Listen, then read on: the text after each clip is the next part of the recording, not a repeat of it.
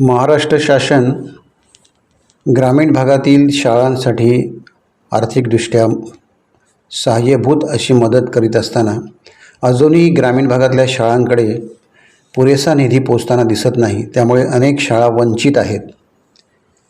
संगमेश्वर तालुक्यातील राजवाडी ब्राह्मणवाडी येथील जिल्हा परिषद पूर्ण प्राथमिक शाळेचे स्वच्छतागृह पूर्णपणे नादुरुस्त झाले असून ते कधीही कोसळण्याच्या स्थितीत असल्याचा गंभीर प्रकार समोर आला आहे. त्यामुळे विद्यार्थ्यांचे जीवन धोक्यात आले आहे. लहानगे विद्यार्थी या शाळेत शिकत असून इयत्ता 1ली ते 7वीपर्यंतची ही शाळा आहे. छोट्या मुलांना स्वच्छतागृहाचे छप्पर पडेल याची भीतीही वाटत नाही.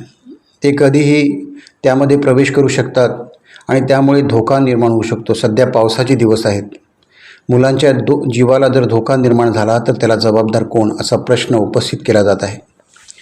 स्वच्छतागृहाचा वापर करता येत नसल्याने विद्यार्थ्यांना उघड्यावर जावे लागत असून यामुळे पालकांमध्ये तीव्र नाराजी पसरली आहे. राजवाडी ब्राह्मणवाडी जिल्हा परिषद शाळा ही तालुक्यातील प्रगतिशील शाळा म्हणून ओळखली जाते. या शाळेत इयत्ता 1ली ते 7वीपर्यंत मोठ्या संख्येने विद्यार्थी शिक्षण घेतात. मात्र गेल्या 3 वर्षांपासून शाळेच्या स्वच्छतागृहाच्या दुरुस्तीचा प्रश्न प्रलंबित असल्याने विद्यार्थ्यांना मोठा त्रास सहन करावा लागत आहे. स्वच्छतागृहाच्या अभावामुळे काही पालकांनी आपल्या मुलांचे प्रवेश इतर शाळांमध्ये घेण्यास सुरुवात केल्याचे सांगितले जात आहे. या गंभीर प्रश्नाकडे लक्ष वेधण्यासाठी सामाजिक कार्यकर्ते बंड्या लिंगायत यांनी कडवई प्रभाग बैठकीचा विषय उपस्थित केला होता.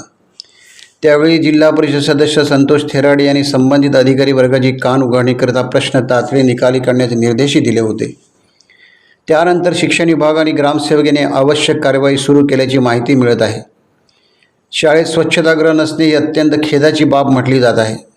वारंवार पाठपुरावा करूनही शिक्षण विभागाकडून या प्रश्नाकडे दुर्लक्ष करण्यात आले असल्याची खंत बंड्या लिंगायत यांनी व्यक्त केली आहे. आता शिक्षण विभाग आणि स्थानिक शाळा व्यवस्थापन समिती या गंभीर प्रश्नावर कोणता निर्णय घेते आणि विद्यार्थ्यांना सुरक्षित व सुसज्ज स्वच्छतागृहाची सुविधा कधी उपलब्ध करून देते याकडे ग्रामस्थ, पालक आणि विद्यार्थ्यांचे लक्ष लागले आहे.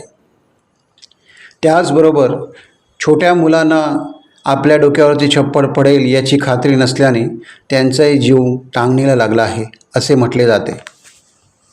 टाइम्स डिजिटलला लाईक करा, शेअर करा, सबस्क्राईब करा आणि बेल आयकॉन दाबायला विसरू नका.